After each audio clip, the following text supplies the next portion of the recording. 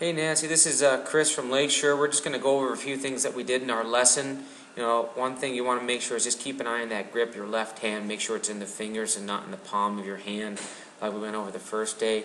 This is just a little exercise that we went over the last time. You can see we did this, we videotaped it with your feet together. And the goal is to try to match the shafts together in the backswing and the forward swing, which we're going to go over right now. So what we did is we laid two golf clubs on the floor just outside your toes, and the goal is to swing back and try to match the shaft of your golf club to the one on the floor. The other part is you want to make sure that your club face is on a slight angle, so we call that the toe-up position. We don't want the club to look more like this, going downward. We want it to be more up in the air like it is in the picture. And you'll see that you went a little bit further than we wanted to do, but it's okay for right now. But try to limit yourself in this exercise to only going back to, we call it halfway back, where the club is parallel to the ground and parallel to the one on the floor. So you're going to go up, and then you're going to swing through, hit the ball, and then the goal is here to try to match the shaft on the other side. And what you'll see is that as you do this correctly, the club face will start to flip upside down a little bit, kind of rotate over in this fashion. And you'll see it go there and match the shaft there. Very, very good. And you do this a couple times. I'll show you again. So you go back here. So in this one, you can see this one was a little bit on the closed side. You see how it's pointing downward. And then swing through and match the shaft. That was much better. And you can see how the club has in the toe-up position again. So swing from toe-up to toe-up. That's the goal. So I'm going to show you from the other view here. This is the same exercise, but with your feet together, feet apart. And this is what we added a little bit of an impact motion. So let me show you the impact motion first. So we added an impact motion. So this was just to help you get more of a relevance or a feel for what is actually happening when you hit the ball, rather than just using your arms. Like the feeling we have for this drill is just to feel like you're using your arms and you're keeping the club face in a good position, not closed or open as we discussed in our lesson. This is now we're just showing you how that your body actually kind of syncs up with the club. The synchronization is very, very important. So we're going to kind of go over that. So this is your setup position from the other way with your feet apart. Again, notice your club is right in the middle of your stance, which is very good. So this would be your setup position, and then when you come to impact, you'll see here's your impact. So you can see how that's a little bit different. So here's setup, and here's your impact. So you can see how now your weight is right on your front side.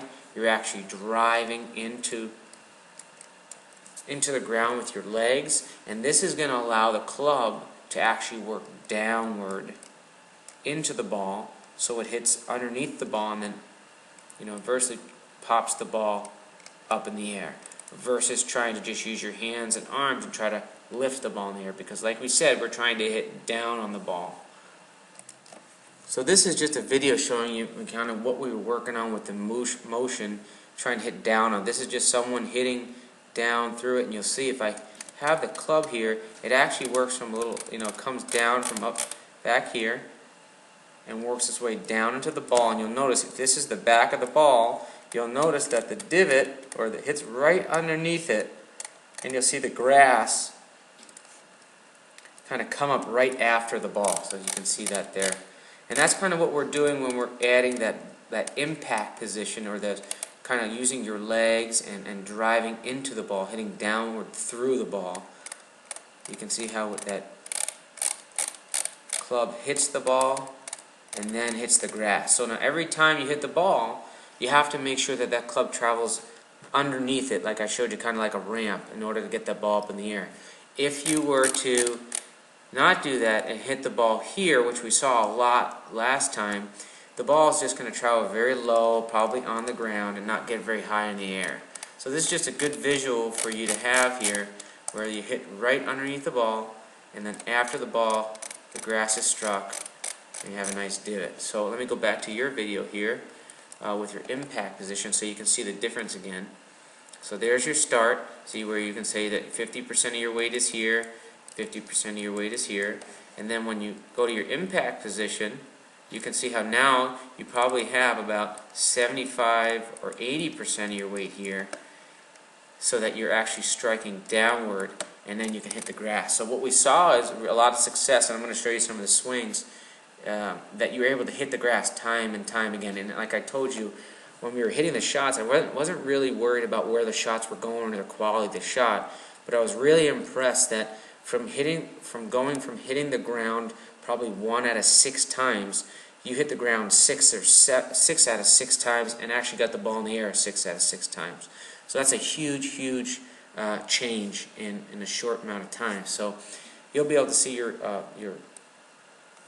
swing right here. So what we did here is just to videotape this swing. So what we did is in this swing we added just matching the shaft going back. You see you match the shaft, the toe of the club is up in the air. Went a little bit past it, that's okay. But now what you'll see is going through the ball, you're actually driving your legs through and hitting the ground. You can actually see that grass flying up in the air. And you can see how your legs are really starting to work in this way. Really good. And the club face is actually now at the toe up position here, which is very good. And we talked about how the club is actually, when you get the toe up position in the follow through, the club is actually pointing towards the ground. You did a great job. And now I know it's a little extreme feeling, but that's awesome. And I'm going to show you a picture of a professional doing it too, so you can see how great that is. And just so you know, sometimes people take some lessons and things like that for years and years, and they can't get to that position. And you did that in 20 minutes, so that's pretty impressive. I'll show you again in another swing.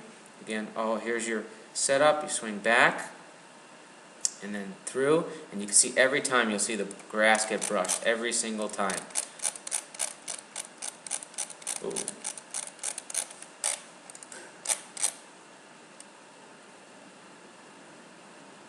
Awesome. You can see how both of those shafts are matching. And one thing that I want to add is, like I told you in our lesson, is that I think right now it would be great for you to take a lot of practice swings without a ball. So this is something that you can practice at home. If you don't have enough time to go out to the driving range or go to the course, this is a little exercise that you can practice at home. Just toe up in the back, half swing back, swing through, get to that impact position, and make sure the club gets back to the toe-up position. That's great. So what I just want to show you how good that is I'm going to show you a professional. This is Adam Scott. He just won the Masters this year, and I want you to show you his position there. So you can see how close your position is to a guy who just won the Masters right there. So the arms are crossed over, the legs are driving in. So you're doing a terrific job.